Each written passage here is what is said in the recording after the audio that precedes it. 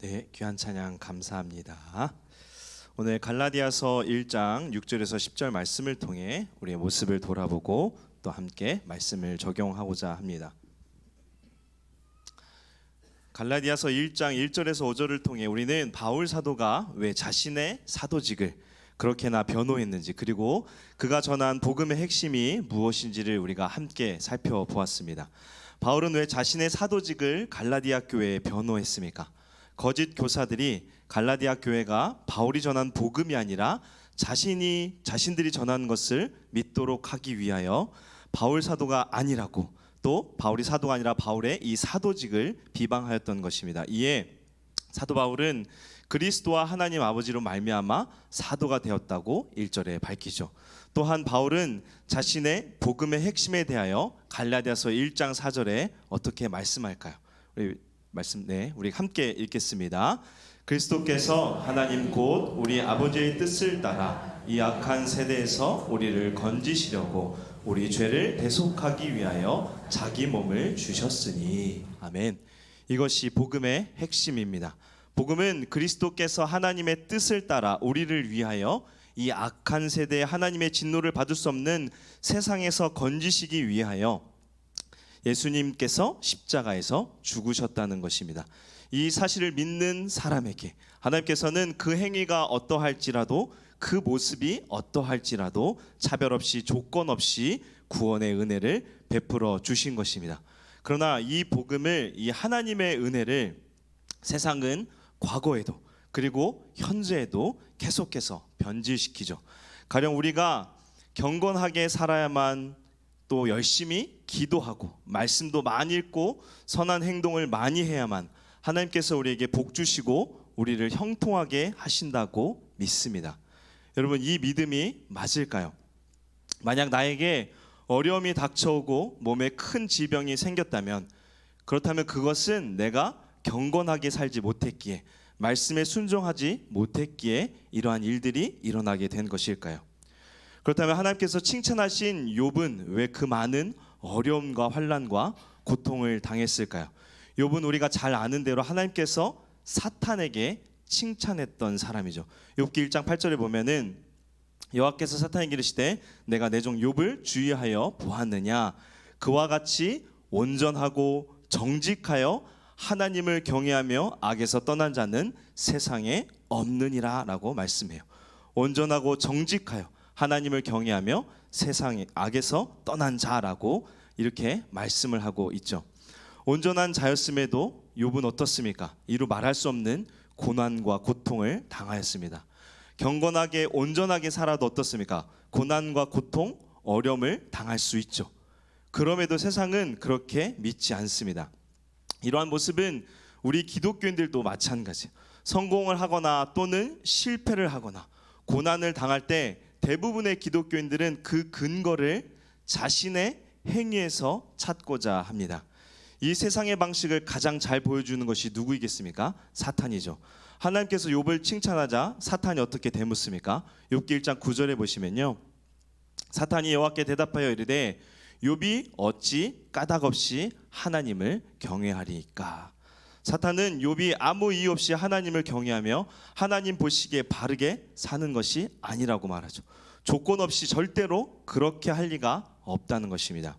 이 표현을 다르게 말하면 하나님께 복을 받기 위해 어떻게 한다는 것입니까? 하나님을 경외하고 온전하게 산다는 것입니다.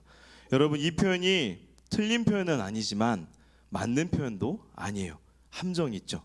성경을 보면 요즘 우리가 이제 새벽에 열왕기도 보고 지금 역대기 말씀을 묵상하고 있는데요, 다윗과 솔로몬이 왜 복을 받았습니까? 그들이 온전히 하나님께 순종해서일까요? 그러면 다윗은 평생을 온전하게 살았습니까? 아니죠. 그도 한낱 죄인에 불과했습니다. 그러나 그런 다윗을 하나님께서는 마음에 합한 사람이라고 칭찬하면서 그에게 복을 주셨죠. 왜 그에게 복을 주셨을까요? 우리가 왜 복을 주셨을까라고 질문했을 때 우리가 다윗의 행위에서 그 복을 찾으면 세상과 똑같은 모습으로 성경을 읽고 이해하는 것입니다. 세상은 자격과 조건, 노력으로 그 대가를 얻는다고 제가 전에 말씀드렸죠. 이러한 가치관으로 우리가 성경을 보고 하나님을 예배한다면 우리 역시 세상과 그리고 예수님을 십자가에 못 박은 이스라엘과 다를 바 없는 것입니다. 세상은 언제나 그 행위에, 자격에, 노력에 대가를 찾고 바랍니다. 그래서 하나님의 놀라운 복을 받았다, 왕이 되었다, 지혜의 사람이 되었다라고 했을 때 그가 왜 그렇게 되었는지 그 행위를 꼭 찾아봅니다. 그러나 성경은 다윗이 솔로몬이 왕이 되고 복을 받을 만한 자격이 있다고 말씀한 적이 없어요. 하나님의 마음에 합하였다고 해서 과연 그가 하나님의 복을 받을 만한 자격과 조건이 된다고 생각하십니까? 아니요. 다윗은 그렇게 생각하지 않았습니다. 그렇게 그는 겸손하게 하나님의 은혜에 감사하며 하나님을 찬양하고 예배하는 삶을 살았던 것입니다. 이것이 무슨 뜻인가 하면 다윗은 자신이 분명 하나님의 언약의 복을 얻을 자격도, 왕이 될 자격도 없는 자이지만 하나님께서 복을 주셨음을 깨달았습니다. 이와 동시에 무엇을 깨달았습니까? 하나님께서 자신을 이스라엘의 대표자로, 그리고 동시에 무엇을 깨달았습니까? 자신이 그리스도를 예표하는 인물로 택함 받았음을 깨달았던 것입니다. 그렇게 다윗은 자신에게 은혜를 베푸신 하나님을 찬양하며 하나님을 위해 성전을 짓고자 했던 것입니다. 솔로몬도 마찬가지입니다. 물론 그 역시 연약한 인간이라 마지막에는 세상과 다를 바 없는 모습을 보여주었지만 솔로몬 역시 자신이 연약한 존재, 아무런 조건과 자격이 없었음을, 그런 존재였음을 알았기에 하나님을 의지하고 기도했던 것입니다. 여러분, 성경의 그 어떤 인물도 그 누구도 자신의 자격을 논하지 않았고 자신이 복을 받는 이유에 대하여 자신의 행동에 대해서 근거한 적이 없습니다. 모든 하나님의 사람들은 하나님께서 자격과 조건, 노력이 없음에도 택하여 주셨다고 믿었고 그 은혜에 감사하여 하나님의 일들을 감당한 것이고 그 은혜에 순종하자 하나님께서 복을 주셨던 것입니다. 그럼에도 우리는 성경을 어떻게 바라보고 이해합니까? 자격과 조건, 노력을 꼭 찾습니다. 우리가 믿고 구원을 얻은 것이 우리의 자격과 조건과 노력으로 이루어진 것일까요? 그렇지 않죠. 그럼 저희 외할아버지가 목사님이셨거든요. 저희 외할아버님이 목사님이시고 저희 아버지가 목사님이셨고 제가 목사가 되었다면 저희 집안은 믿음이 좋은 가문일까요? 아니죠. 하나님께서 믿음의 대를 잇도록 복을 허락해 주셨기에 그 신앙이 대를 이어가게 된 것입니다. 이 모든 것이 뭐예요? 하나님의 은혜인 것입니다. 그렇기에 우리의 믿음이, 우리의 가문이 우리의 자랑이 되어서는 결코 안 될 것입니다. 내가 열심히 교회 다니고 봉사하고 헌금하고 직분을 받은 것, 그 모든 것은 우리의 자격과 조건, 노력으로 된 것이 아닙니다. 하나님께서 은혜를 주셨기에 우리는 가능하게 된 것이죠. 그러나 세상은, 사탄은 그러한 하나님의 은혜를 지워버립니다. 그러고는 자기 자신을 높이라고 하죠. 우리 가문이, 내 학벌이, 내 능력이, 내가 헌금을 얼마나 내는데, 내가 교회에 얼마나 봉사하는데, 내 직분이 어떤데, 내 신앙의 연수가 얼마나 많은데, 내가 얼마나 열심히 성경을 읽는데, 사탄은 이러한 자격과 행위를 높이고 이를 통해 하나님의 은혜와 복을 받았다고, 하나님의 은혜에 우리의 공로를 살짝 덧붙이며 우리를 속이는 것입니다. 그런데 이러한 모습은 오늘 바울 사도가 갈라디아 교회에 말하는 다른 복음을 전하는 자들과 같은 것입니다. 갈라디아 교회는 전에 말씀드린 것처럼 세상적 가치관, 이것을 다른 복음이라고 바울 사도는 말씀하죠. 갈라디아 교회는 거짓 교사들의 다른 복음으로 인하여 진리가 송두리째 흔들리고 있습니다. 전에도 말씀드렸지만 거짓 교사들의 가르침은 무엇입니까? 믿음으로, 하나님의 은혜로만 구원 얻는 것에 율법을 행하는 것과 할례를 첨가했죠. 사도행전 15장 1절과 5절에 보면 어떤 사람들이 유대로부터 내려와서 형제들을 가르치되 너희가 모세의 법대로 할례를 받지 않으면 능히 구원을 받지 못하리라 하니, 5절에 보시면 바리새파 중에 어떤 믿는 사람들이 일어나 말하되 이방인에게 할례를 행하고 모세의 율법을 지키라 명하는 것이 마땅하니라 라고 주장합니다. 할례를 받아야 하고 율법을 지켜야만 구원을 얻는다고 강조하죠. 이들은 결코 그리스도를 믿음으로 구원 얻음을 거절하지 않아요. 다만 그리스도를 믿음으로 구원을 얻기에는 부족하다고 말합니다. 그들은 행위가 반드시 있어야 했는데 그 행위 두 가지가 무엇입니까? 바로 할례와 율법 준수였습니다. 갈라디아 교회는 바울이 전한 복음을 믿음으로 얻는 구원이 아니라 이러한 거짓 교사들의 가르침을 받아들였던 것입니다.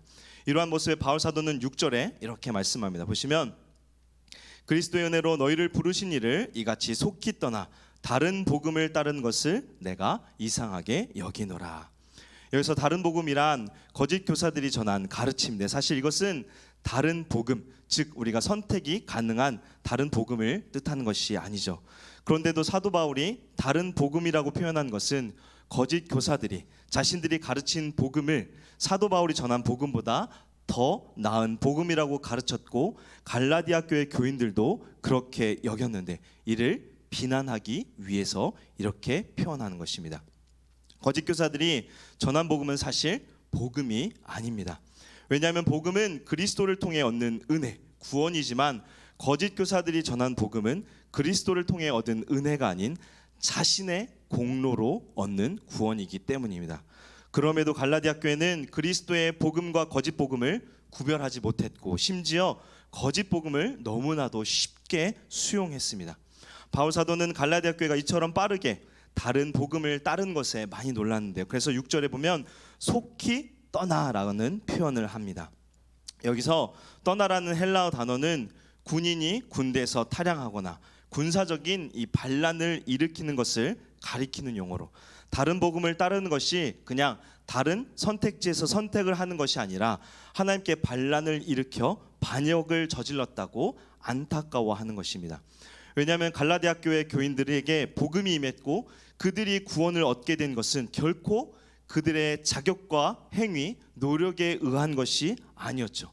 그들 역시 이방인들이고 구원을 받을 만한 자격이 없었지만 그리스도의 은혜로 말미암아 모든 사람에게 구원이 임했고 이들에게도 이 복음이 전해져서 믿고 구원을 얻게 되었는데 그들은 그 은혜를 잊고 거짓 교사들처럼 세상 사람들처럼 자격과 조건으로 구원을 얻은 자들로 변질되어 버린 것입니다.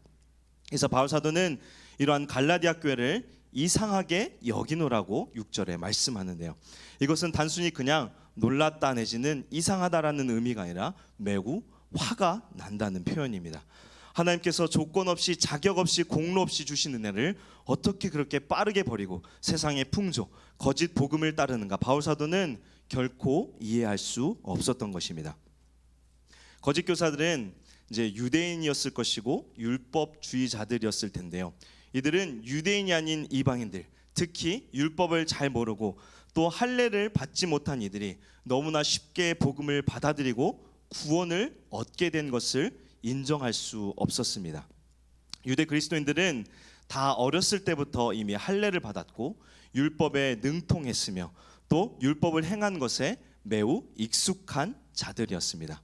그런데 이방인들은 이러한 율법 할례를 무시하고 그저 믿음으로만 구원을 얻는다. 이것을 이 거짓 교사들, 율법주의자들은 인정할 수가 없었던 것입니다. 그리고 율법과 할례를 가르치지 않고 믿음으로만 구원을 얻는다는 이 바울은 더더욱 인정할 수 없었던 것이.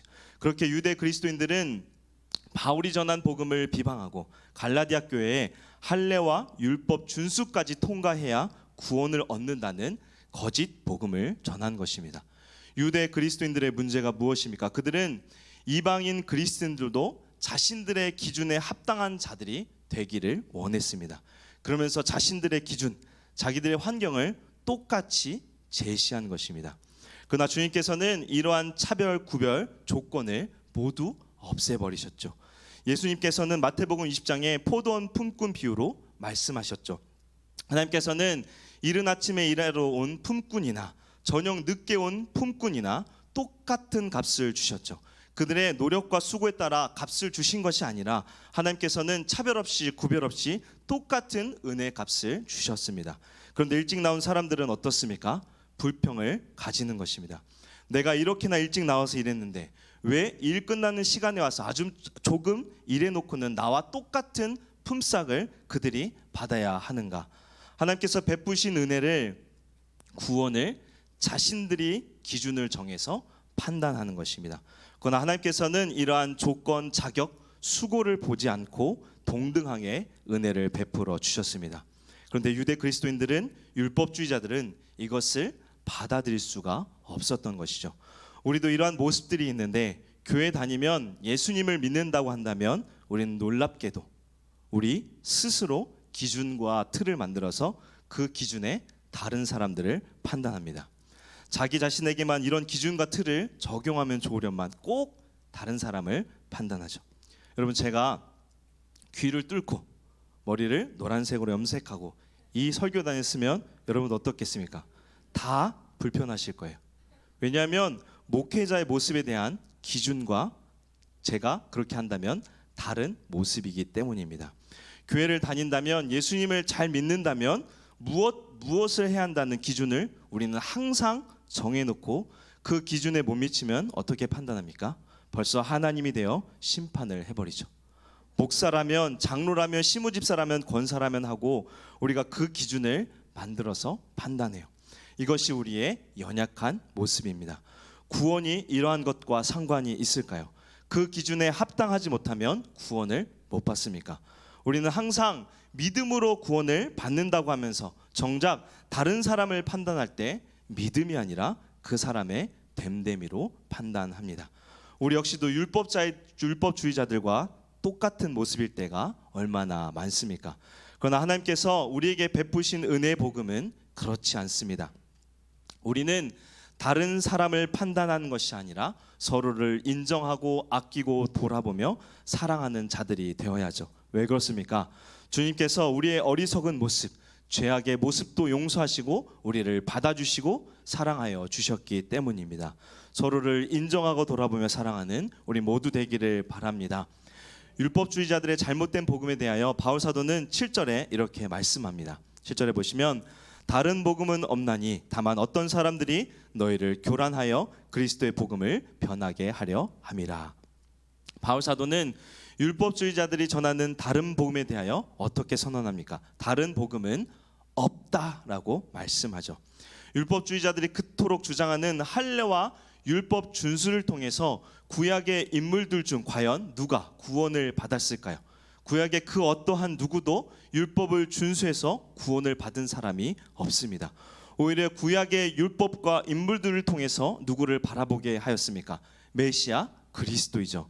왜냐하면 아브라함도 모세도 다윗도 다 죄로 인해 넘어진 인생이었음을 구약에서는 보여주며, 율법으로 구원받을 사람은 아무도 없음을 보여주는 것이, 행함으로 하나님의 구원을 받을 사람이 아무도 없다는 것을 보여주는 것이 구약의 말씀입니다.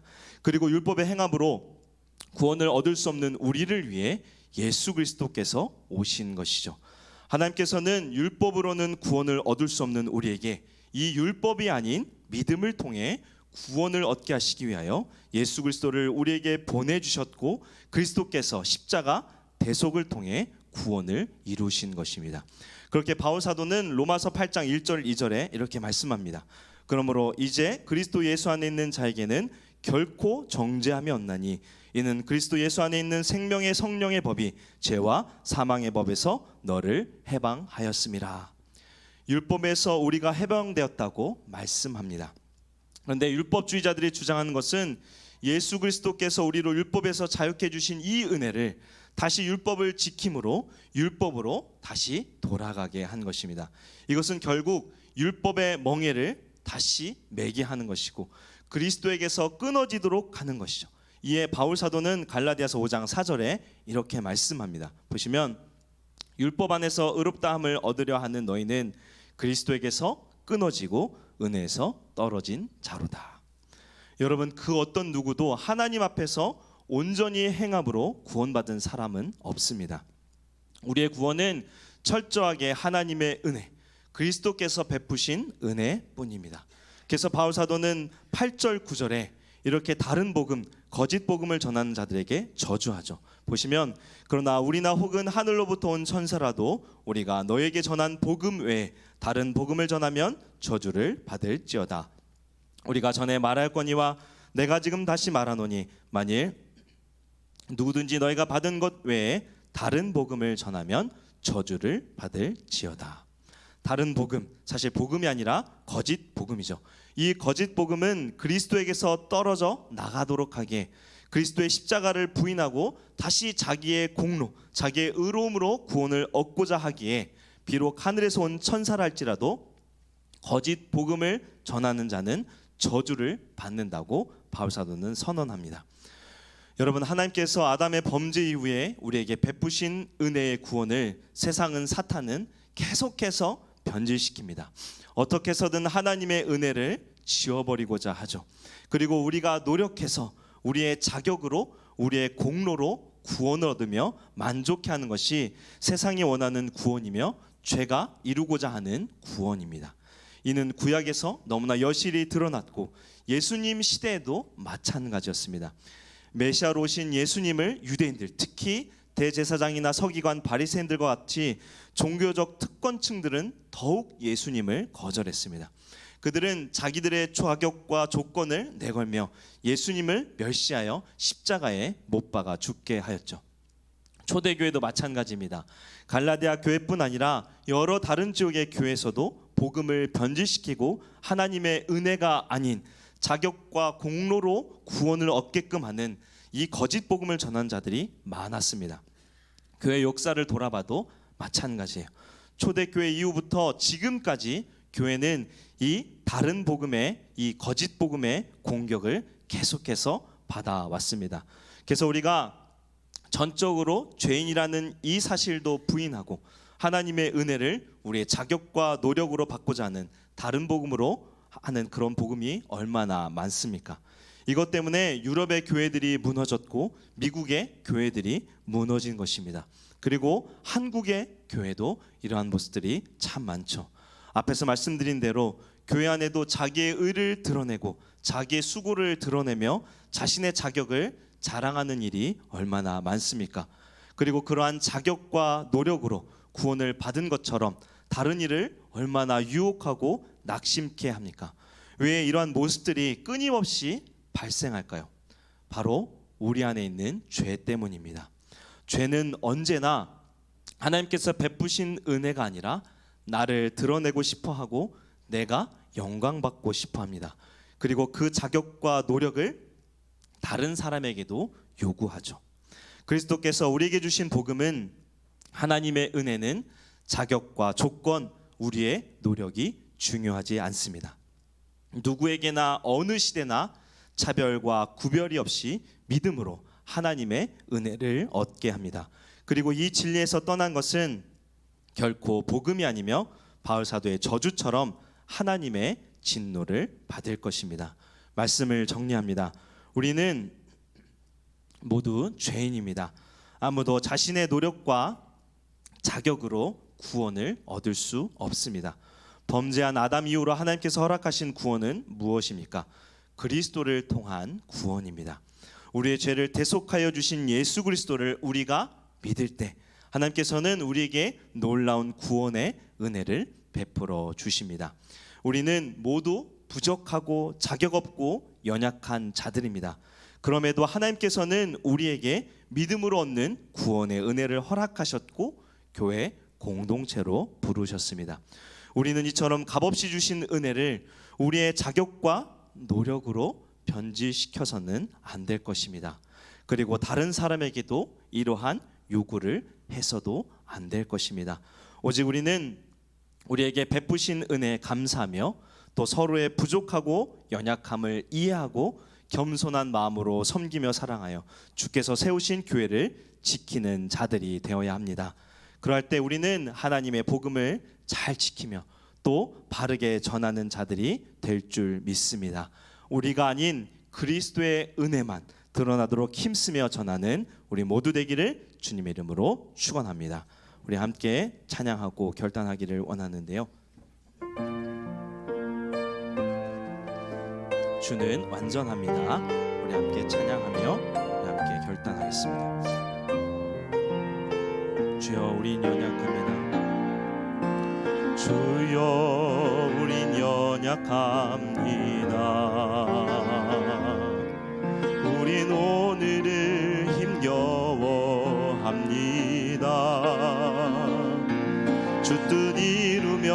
살기에 부족합니다. 우린 연약함니 주여 우린 넘어집니다. 주여 우린 넘어집니다. 오늘 하루 또 살 수 있습니다. 주의 긍휼을 구하는 죄인입니다. 우린 주만 바라봅니다. 한없는 주의 은혜, 한없는 주님의 은혜 온 세상 위에 넘칩니다. 가릴 수 없는 주 영광 온 땅 위에 충만합니다. 주님만 이기리오니 우린 그 길 따라갑니다. 그날에 우리 이루신 주는 완전합니다. 한없는 주님의 은혜, 한없는 주님의 은혜 온 세상 위에 넘칩니다. 가릴 수 없는 주 영광 온 땅 위에 충만합니다. 주님만 이기리오니 우린 그 길 따라갑니다. 그날에 우리 이루신 주는 완전합니다. 우리는 구원을 받을 만한 자격이 없는 자들입니다. 우리가 아무리 노력해봐야 우리는 하나님의 진노에서 벗어날 수 없는 죄인들입니다. 그런 우리를 하나님께서는 그리스도를 믿는 믿음으로 구원을 얻게 하셨습니다. 우리의 자격과 공로가 아닌 그리스도의 은혜이죠. 우리는 이러한 은혜를 받았음에도 우리의 자격과 수고를 드러내지는 않습니까? 그리고 다른 사람들을 이러한 기준으로 판단하지 않습니까? 하나님께서는 우리의 죄를 인정하고 온전히 주를 의지하며 하나님의 은혜를 의지하고 그 은혜를 드러내는 삶을 살도록 우리를 부르셨습니다. 우리 시간 함께 기도하기를 원하는데요. 주님, 나 중심, 나 공로의 내 기준의 신앙을 용서하여 주시고 다시 하나님께서 베푸신 은혜를 드러내는 우리 모두 되게 하여 주시옵소서. 하나님의 은혜 감사하며 주의 사랑을, 주의 은혜를 전하는 우리 모두 되게 하여 주시옵소서. 이 시간 주여 한번 부르신 후에 통성으로 함께 기도하겠습니다. 주여, 은혜로우신 하나님, 이 시간 우리가 함께 기도합니다. 하나님, 우리가 세상의 기준처럼 하나님 우리가 자격과 공로를 통해서 우리가 구원을 얻었다고 착각하지는 않는지요. 우리가 구원을 얻었음은 오직 하나님의 은혜이며 믿음으로 주신 값없는 하나님의 은혜임을 우리가 고백합니다. 그럼에도 불구하고 하나님, 이 값없이 주신 은혜를 우리가 우리의 자격과 우리의 노력으로 받은 것 같이 착각하며 우리 또한 남들을 또한 이렇게 판단하며 기준으로 바라보지는 않는지요. 하나님, 이러한 죄에서 우리를 건져주시고 다시 우리가 회개하오니 하나님 우리를 불쌍히 여겨주시며 하나님 우리를 다시금 용서하여 주시사 다시금 하나님의 은혜를 의지하며 살아가는 우리들 될 수 있도록 주님 붙잡아 주시옵소서. 하나님, 우리의 죄를 인정하며 하나님 온전히 주를 의지하는 우리들 되기를 원합니다. 하나님의 은혜를 의지하며 하나님의 은혜를 드러내는 우리들의 삶이 되기를 원합니다. 나 중심, 내 공로, 내 기준의 신앙을 버리게 하여 주시고 하나님께서 베푸신 은혜를 드러내는 우리 모두 될 수 있도록 인도하여 주시옵소서. 우리에게 베풀어 주신 하나님의 은혜 감사하는 자들 되게 하시옵시고 무엇보다 하나님 우리에게 주신 이 교회 공동체를 하나님을 우리가 사랑하며 섬기는 자들 되게 하시며 하나님 이를 통해서 하나님의 은혜를 드러내며 전하는 우리들 되기를 원하오니 우리를 붙잡아 주십시고 하나님의 은혜만 드러나는 우리의 삶이 되게 하십시고 우리의 모습들이 될 수 있도록 주님 우리 가운데 함께하여 주시고 주님 역사하여 주시옵소서. 은혜와 평강을 주신 주님, 오늘 갈라디아서 말씀을 통해 우리의 죄를 돌아보며 하나님의 은혜를 깨닫습니다. 주님, 우리는 아무 자격도 공로도 없는 어리석은 자들이지만 주님께서 우리를 은혜로 구원하여 주셨습니다. 이 은혜를 우리가 잊지 않게 하여 주시옵소서. 자격과 공로를 드러내고자 하는 세상에 하나님의 은혜를 드러내게 하여 주시옵소서. 그래서 세상에서 하나님께서 기뻐하시는 빛과 소금으로 하나님의 복된 자녀로 살게 하시고 주의 한없는 은혜를 전하는 자들 되게 하여 주시옵소서. 감사드리며 우리를 구원하신 예수 그리스도 이름으로 기도합니다. 아멘.